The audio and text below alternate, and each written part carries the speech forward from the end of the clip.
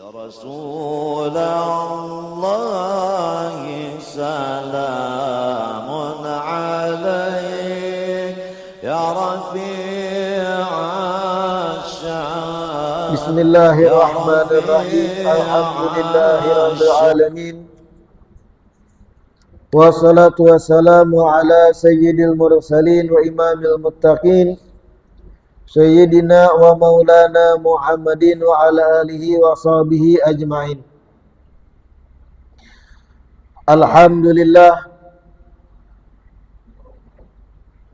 segala puji kembali dan selalu terhatur kehadirat Allah yang masih memanjangkan umur dan melimpahkan kesehatan, keafiatan pada kita seberataan, sehingga diperjumpakan lagi di majelis ilmu yang selalu kita berharap mudah-mudahan kegiatan ini bujur-bujur membawa kita pada kebaikan-kebaikan dunia dan akhirat. Amin ya rabbal alamin. Melanjutkan kitab Al-Ajwibatul Ghaliyah. Soal hal yajuzu ihda'u thawabil qiraatil Qur'an wa dzikri ilal amwat. Pertanyaannya, apakah boleh menghadiahkan pahala bacaan Quran dan pahala bacaan zikir kepada orang-orang yang sudah meninggal? Apakah boleh menghadiahkan pahala bacaan Al-Quran dan zikir kepada orang yang sudah wafat? Nah, ini salah satu pembahasan yang krusial atau yang penting ketika berbicara dasar-dasar amaliyah Ahlussunnah wal Jamaah, yaitu menghadiahkan pahala bacaan Quran dan pahala zikir pada orang yang sudah meninggal dunia. Jawabannya na'am, iya, yajuzu dzalik, diperbolehkan.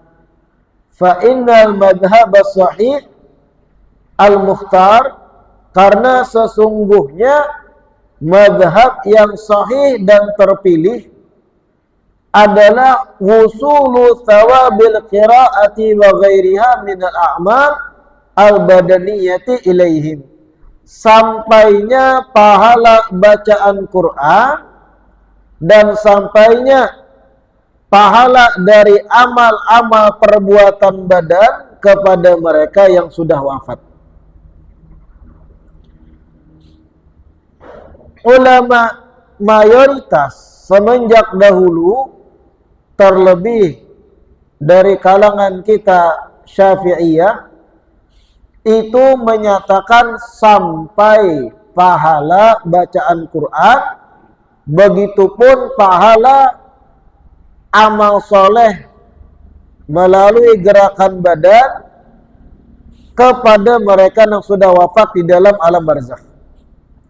Wa annahum yahsulu lahum bidzalik imma takfiru sayyi'at aw raf'u darajat wa nurun wa sururun wa ghairu dzalik min thawab bi fadlillah ta'ala.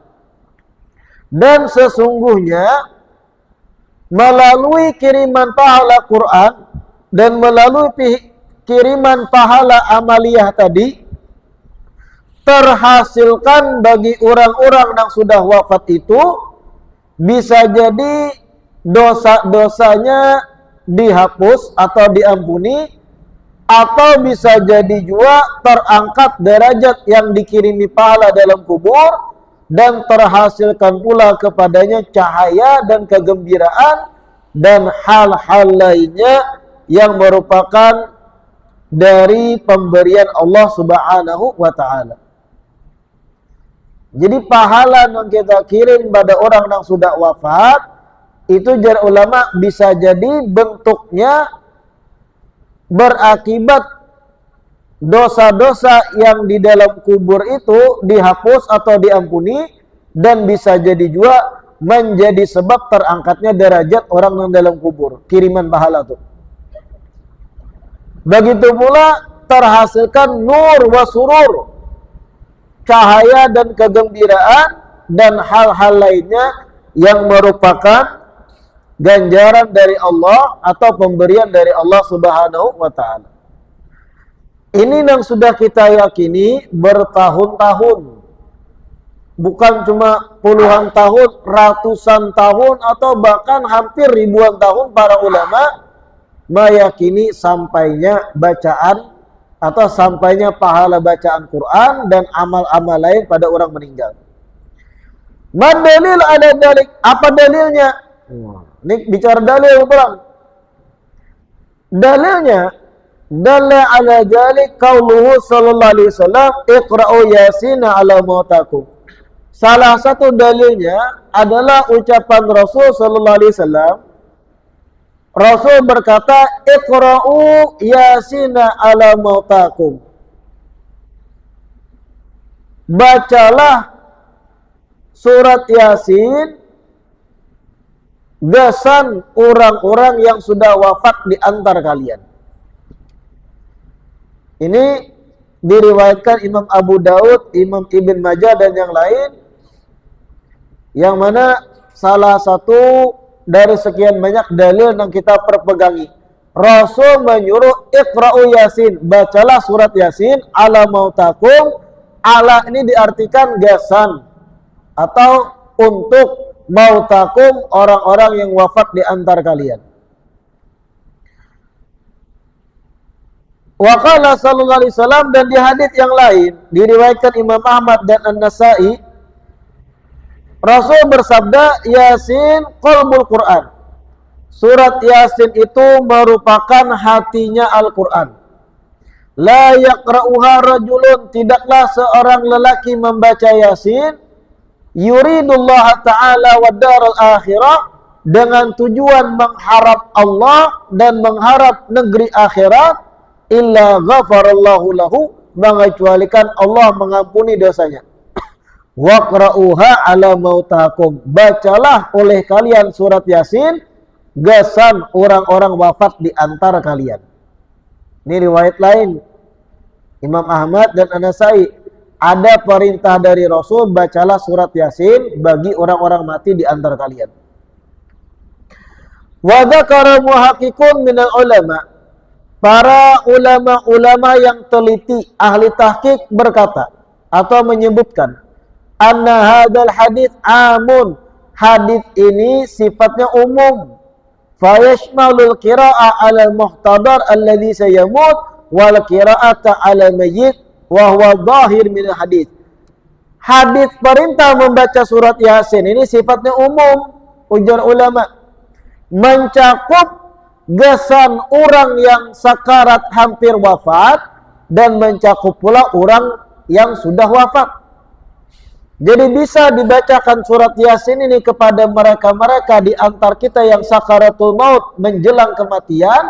Bisa juga jar ulama dibacakan kepada orang yang memang sudah meninggal, berpisah roh dari jasadnya. Dan itu yang lebih nampak, lebih zahir dari hadis ini. Ala mautakum jar Nabi.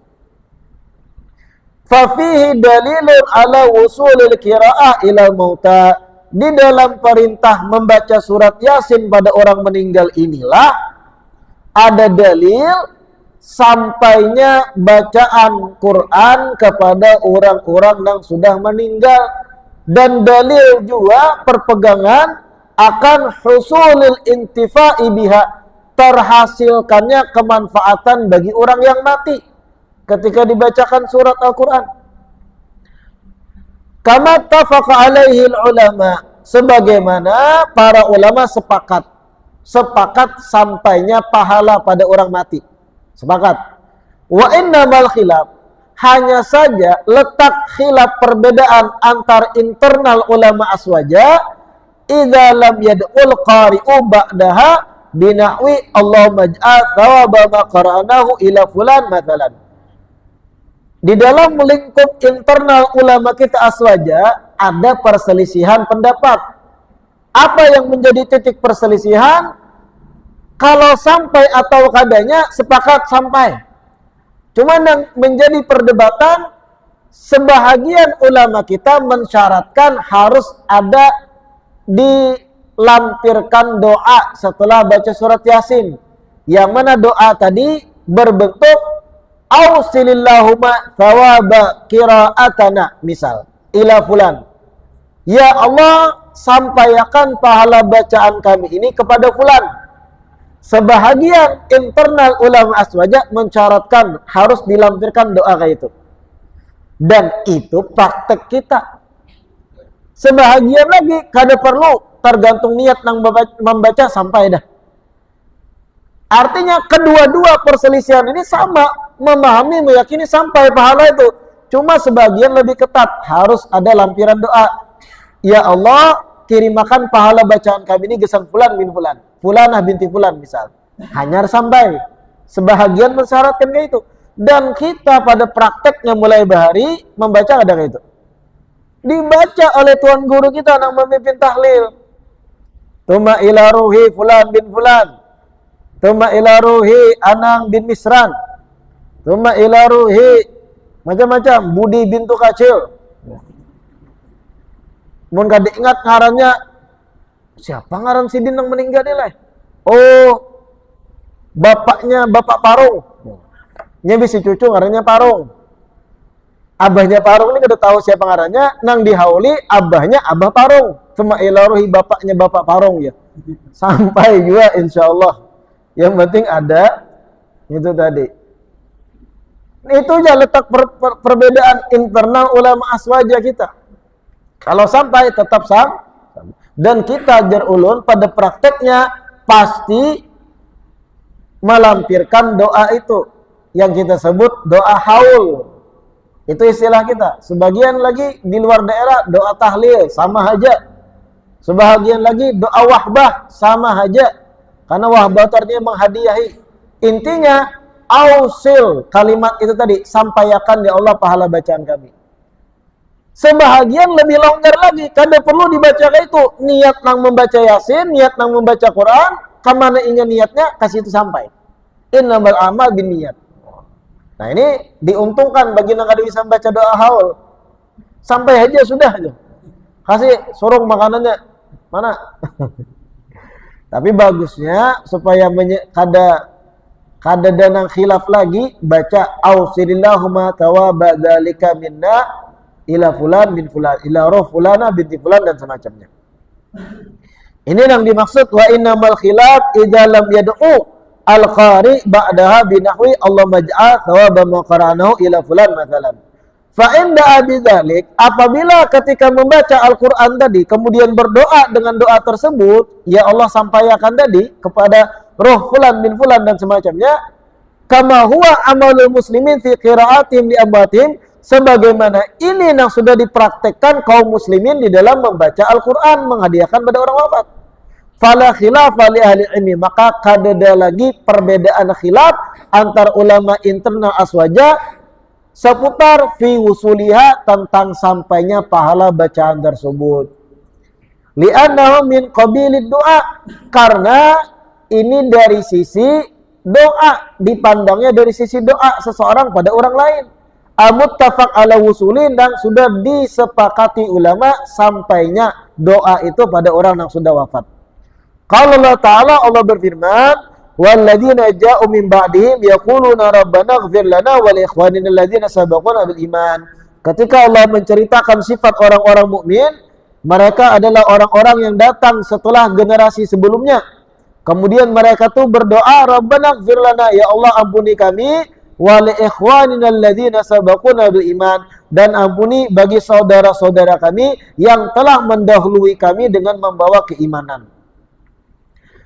Wa idza lam yad'u bidzalik fa masyhur min madzhab Asy-Syafi'i annahu la yasil. Apabila kadada tambahan atau lampiran doa ausilillahumma di bahasa Arabnya, maka yang masyhur dari madzhab Syafi'i kada sampai pahala itu. Cuma tetap ada yang mengatakan tetap sampai, tergantung niat.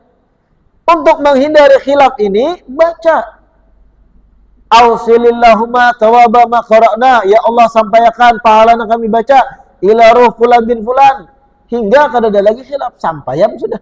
Sebagaimana praktek kita turun menurun. Wa tamada ulama Syafi'iyah al-mutaakhirun wusula thawabil qira'ah wa dzikri ila al-mayyit kama dzab alimati thalatha wa alai amalun nas. Dan para ulama Syafi'iyah nang mutaakhirun, generasi barunya, mereka berkeyakinan tetap sampai pahala bacaan Al-Quran dan dzikir itu pada mayit. Sebagaimana madhab 3 imam madhab. Dan ini yang dipraktekkan oleh banyaknya manusia. Wa mara'ahul muslimun hasanan fahuwa indallahi hasan. Dan apa-apa yang dipandang baik oleh orang-orang Islam, orang-orang muslimin, maka itu pun baik di mata Allah. Sebenarnya kalau bicara dalil, sampainya pahala bacaan Quran, sampainya pahala amal soleh yang dihadiahkan pada orang mati, bukan cuma dalil ini aja, banyak lagi. Tapi karena sifat kita ini ringkas saja, sehingga kada terlalu jauh dikupasnya. Ada dalil-dalil yang lain yang itu pun sangat kuat sanadnya, termasuk diriwayatkan Rasul itu pernah marra bi qabraini. Sidin melewati ada 2 kuburan. Nabi berjalan dengan para sahabat melewati 2 kuburan. Faqala, kemudian Nabi berucap, innahuma yu'adzabani, sesungguhnya 2 orang di kubur ini yu'adzabani, lagi disiksa oleh Allah. Wa ma yu'adzabani fi kabir bala innahu lakabir. Lalu ujar Rasul, 2 penghuni kubur ini lagi disiksa oleh Allah. Sebenarnya sebab mereka disiksa itu bukan hal yang besar di mata manusia, sepele aja. Bala innahu lakabir, tapi di mata Allah, sebab sepele tadi di mata Allah ganal. Amma ahaduhuma fakana yamshi bin namimah wa amal akhar fakana la yastanzihu min bauli. Kubur yang pertama sebab disiksa dalam kubur, semasa hidup inya katuju ma'adu domba, ujar Rasul. Namimah. Ada A, B, C bepandiran. B mendengar. A lawan C memandir tentang E misal. B mendengar. Lalu B ini tulak kepada E mengisahkan. Ikam dipandirakan A lawan C. Akhirnya E bahwal lawan A lawan C, gara-gara B tadi. B ini namimah, sahib an-namimah. Praktek kayak ini di dunia sepele, dianggap kecil. Bala innahu lakabir, tapi di mata Allah gana dosanya itu. Ini sebab kubur pertama jan Nabi disiksa. Lalu yang kedua jan Nabi, wa amal akharu, adapun kubur yang kedua disiksa dalam kuburnya, naudzubillah, fakana la yastanzihu min baulih. Semasa hidupnya kada tuntung bebersih dari bakas bakami. Semasa hidup meremehkan sisa air kencing yang menempel di kemaluan. Kada bersih ketika bakami, beberang bakami. Banyak tiang listrik jadi korban. Mengerti lah ya. Banyak sarang samut kebanjiran dapatnya. La yastanzihu min baulih. Kada pernah bebesu, dianggapnya remeh. Baba kami katik sekali buat pulang basah. Najis itu. Kada bebesu. Dan ini di mata lalakian sepele. Ini kebanyakan lakian pelakunya lah. Binian jarang.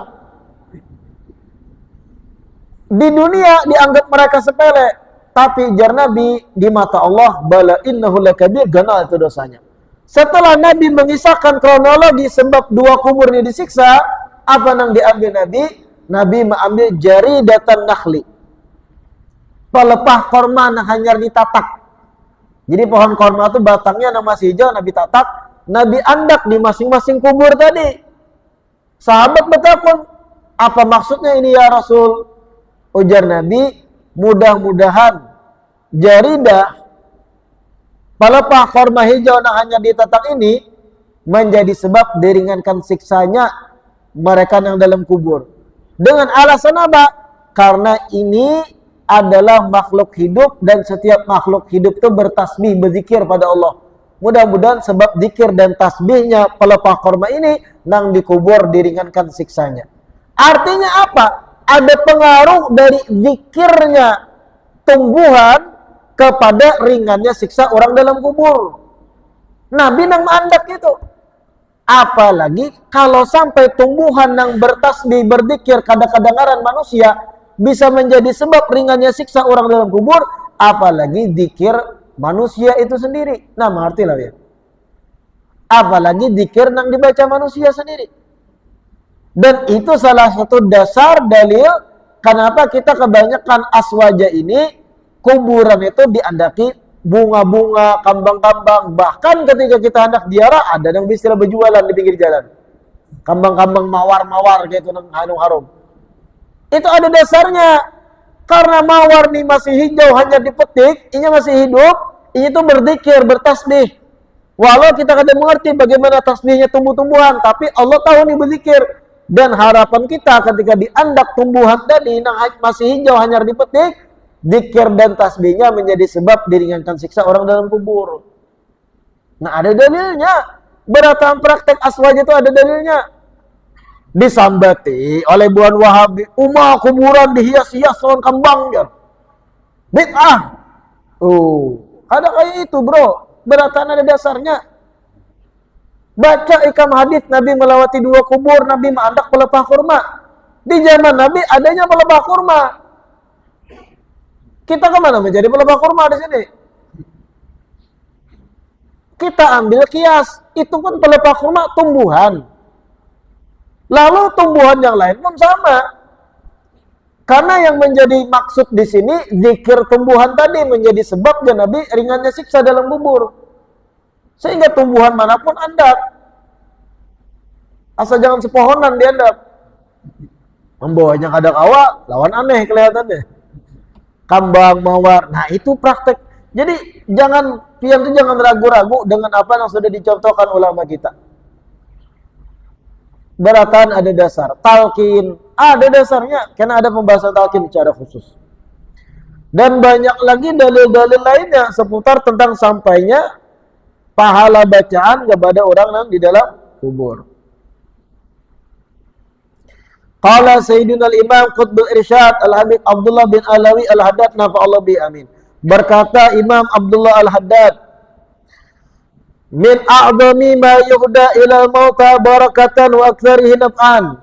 Termasuk sesuatu yang paling besar berkah dan manfaatnya yang dihadiahkan kepada orang yang sudah wafat, qiraatul Quran, yaitu membacakan Al-Quran baginya, wa ihda'u thawabi ilaihim, dan menghadiahkan pahalanya bagi mereka yang wafat meninggal tadi. Waqad atbaqa al-amali bidzalik al-muslimun fil a'sar wal amsar. Dan kaum muslimin sudah melakukan praktek ini baik di kota-kota besar atau di desa-desa pelosok semenjak dahulu, jadi Imam Haddad. Atbaqa alal amal bidzalik al-muslimun. Wa qala bihi al-jamaahiru min ulama wa salihin salafan wa khalafa. Dan para mayoritas ulama dan kaum solihin baik dari generasi salaf dan khalaf, mereka pun berpendapat demikian, yaitu sampainya pahala bacaan Quran pada orang yang sudah wafat.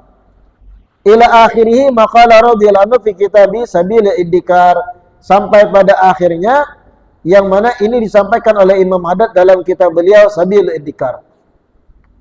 Wa an ibni Umar radhiyallahu anhuma, dan diriwayatkan dari Abdullah bin Umar. Qala Abdullah bin Umar berkata, idza mata ahadukum fala tahbisuh. Apabila salah seorang kalian itu meninggal dunia, maka jangan ditahan, jangan ditunda-tunda proses pemakamannya. Wa asri'u bihi ila qabri, percepatlah proses pemakamannya dalam kubur. Wal yuqra, nah ini Abdullah bin Umar berkata, dan hendaknya dibacakan inda ra'sihi, di bagian kepala si mayit tadi, bi Fatihatil Baqarah, dengan pembukaan surat Al-Baqarah. Wa inda rijlaihi, dan dibacakan di kedua ujung batisnya bi Khatimatil Baqarah, dengan penutup dari surat Al-Baqarah. Ini sahabat Nabi yang menyampaikan, dan ini ada di kitab Al-Kabir Imam At-Tabrani, begitu pada di Syi'ibnya Imam Al-Baihaqi. Sahabat Nabi mengatakan demikian. Kalau salah seorang di antara kalian meninggal dunia, ujar Abdullah bin Umar, fala tahbisu, jangan ditahan-tahan. Percepat prosesnya, kecuali dalam fikih itu dibahas ada kerabat yang belum sampai, kerabat dari mayit, boleh ditunda setumat. Cuman afdalnya percepat, mandikan, sembahyangkan, lalu proses pemakamannya dipercepat. Wal yukra, nah ini dalil tentang sampainya bacaan pahala tadi. Hendaknya jar Abdullah bin Umar radhiyallahu anhu, mohon maaf, wa yuqra inda ra'si, hendaknya dibacakan di bagian kepala jenazah tadi bi Fatihatil Baqarah, pembukaan dari surat Al-Baqarah. Wa inda rijlaihi, dan dibacakan di bagian kedua telapak kakinya bi Khatimatil Baqarah, dengan ayat terakhir dari surat Al-Baqarah. Wa dzakara Ibnu Qayyim fi kitab Ar-Ruh, Imam Ibnu Qayyim menyebut dalam kitab beliau Ar-Ruh, ma yaqtadi sanad darsi ala qabri, sesuatu yang mana kesimpulannya Imam Ibnu Qayyim itu menyampaikan kesunahan membaca Al-Quran di atas kubur atau di sisi kubur. Wastadalla lidzalik, dan Imam Ibnu Qayyim mengambil dalil bi anna jama'atan minas salaf awsa an yuqra'a inda kuburihim, karena banyak dari kalangan generasi salaf. Siapa generasi salaf? Mereka-mereka yang hidup setelah era sahabat atau 300 tahun setelah Nabi wafat, itu disebut generasi salaf. Karena banyak dari generasi salaf itu awsau, berwasiat kepada kerabatnya yang hidup, an yuqra'a inda kuburihim, agar dibacakan Quran di masing-masing kubur-kubur mereka. Minhum termasuk Ibnu Umar, Sayyidina Abdullah bin Umar, sahabat. Awsa, beliau itu berwasiat an yuqra'a inda qabrihi suratul Baqarah, agar dibacakan di kubur beliau surat Al-Baqarah. Wa annal ansar kanat idza mata mayyit ikhtalafu ila qabri yaqra'una Quran indah. Dan kaum Ansar, sahabat-sahabat dari kalangan kaum Ansar, itu disebut oleh Imam Ibnu Qayyim, banyak dari mereka apabila salah seorang dari mereka meninggal dunia, ikhtalafu ila qabrih, kaum Ansar silih berganti mengunjungi kubur tersebut, yaqra'una Quran indahu, membacakan Al-Quran di sisi kubur si mayit tadi. Dan ini praktek kita, ada yang menunggu sampai 3 hari, iyalah. Ini memang ada dasar-dasarnya. Bukan sesuatu yang kita gawi karena kesimpulan pribadi kita, tapi beratan itu ada dasar. Wa dzakara ulama annahu yajuzu lil insan an yaj'ala thawaba amalihi li ghairihi qira'atan kanat aw ghairuhuma. Para ulama menyebutkan diperbolehkan bagi seorang insan untuk menjadikan pahala daripada amal solehnya jasan orang lain. Qira'atan kanat aw ghairuhuma, baik itu berbentuk bacaan amal solehnya, zikir, Quran dan yang lain, aw ghairuhuma, atau berbentuk yang lain bukan bacaan, sedekah atau amal soleh berbentuk tenaga nang pian sumbangsihkan untuk pembangunan musala, pian niatkan pahalanya gesan kuitan yang meninggal, boleh. Wa yadullu ala dzalik, dan ini ditunjukkan oleh sebuah dalil ma rawahu, nang diriwayatkan Amr bin Shu'aib an abihi, Amr bin Shu'aib meriwayatkan dari ayahnya itu Shu'aib, an jaddihi, dari kakeknya, annan Nabi sallallahu alaihi wasallam, bahwa Nabi sallallahu alaihi wasallam pernah berucap, pernah bersabda, ma ala ahadikum idza arada an yatasaddaqa bisadaqatin tatawu'an an yaj'alaha liwalidayhi.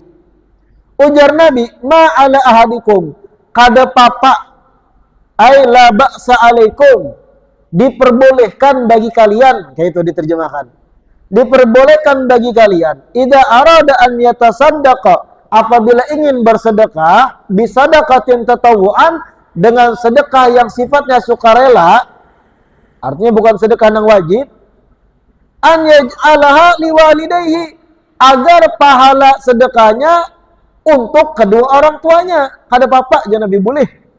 Fayakuna liwalidayhi ajruha, sehingga pahala sedekahnya akan diperuntukkan kepada kedua orang tuanya. Walahu, dan baginya si anak tadi yang bersedekah, mitlu ujurihima, dapat pahala sebagaimana pahala yang diraih kedua orang tuanya. Min ghairi an yanqusa min ujurihima syai', tanpa mengurangi jatah pahala bagi kedua orang tuanya.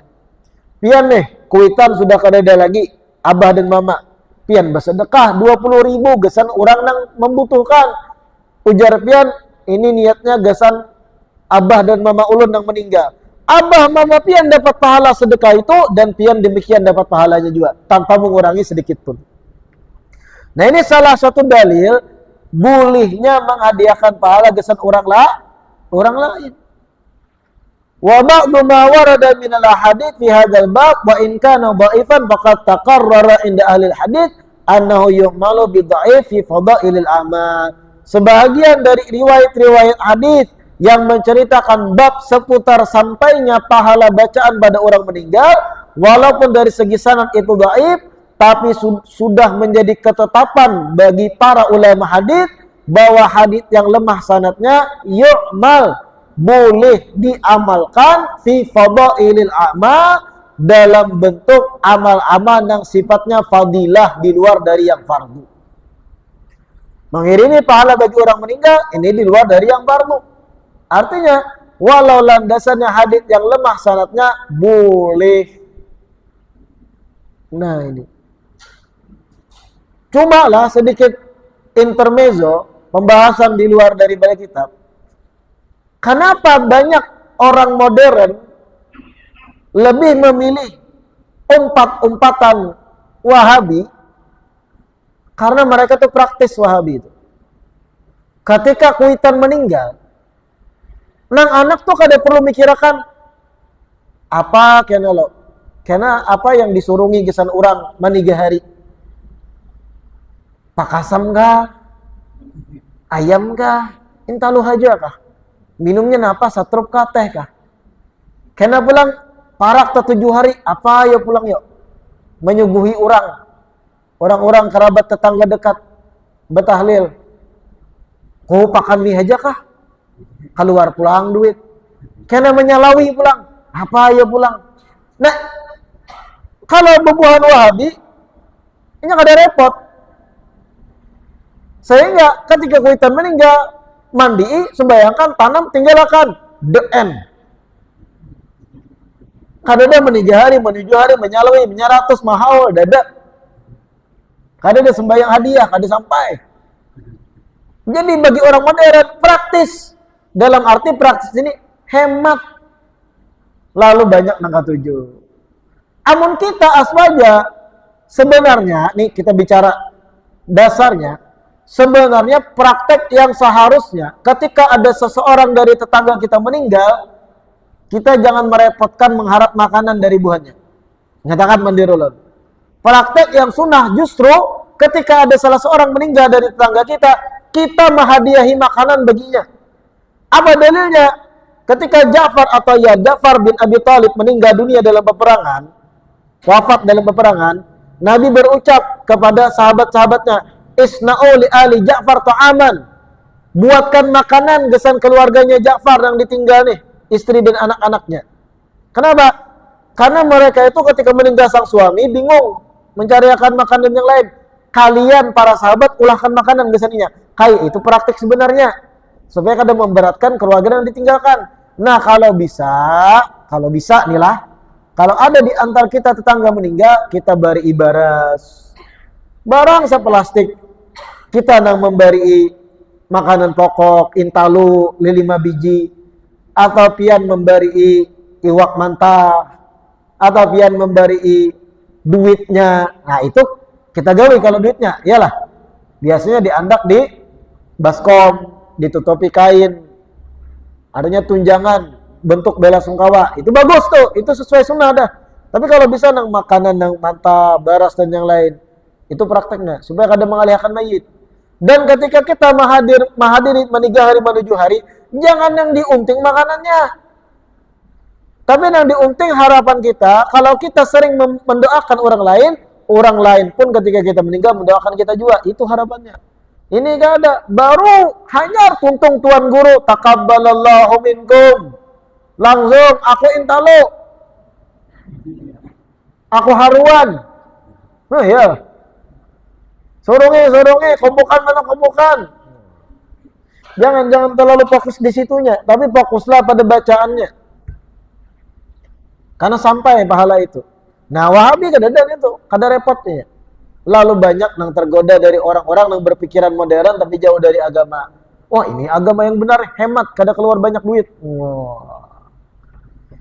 Kalau kita aswaja, kalau memang duitnya berkelebihan, keluarga yang ditinggalkan, silakan menyambut tamu, ikramu duyuk, memuliakan tamu dengan memberi makanan, boleh-boleh aja. Bagus, niatnya kita ikramu duyuk. Harapannya tamu tadi khusyuk juga mendoakan keluarga kita yang meninggal dunia, suami atau abah, mama dan semacamnya. Nah itu. Ma hukmu qiraatul Quran 'alal mayyit wa 'alal qabri? Apa hukum membaca Quran bagi orang meninggal dan membaca Quran di sisi kubur? Wallahu a'lam. Kita lanjutkan insyaallah di perjumpaan 2 pekan akan datang. Mohon maaf sedikit ulun umumkan bahwa malam Jumat akan datang. Ulun minta izin majelis kita liburkan karena hari Kamis pagi itu ulun berangkat ke Banjar, ada kegiatan di Banjar. Insyaallah aktif kembali 2 minggu akan datang. Mudah-mudahan yang kita baca hari ini bermanfaat. Mudah-mudahan diistiqomahkan belajar di majelis ilmu dimanapun. Yang penting majelis-majelis yang jelas kitab yang dibaca bermanfaat bagi kita yang hadir. Amin amin ya rabbal alamin. Wallahu a'lam. Adzan isya.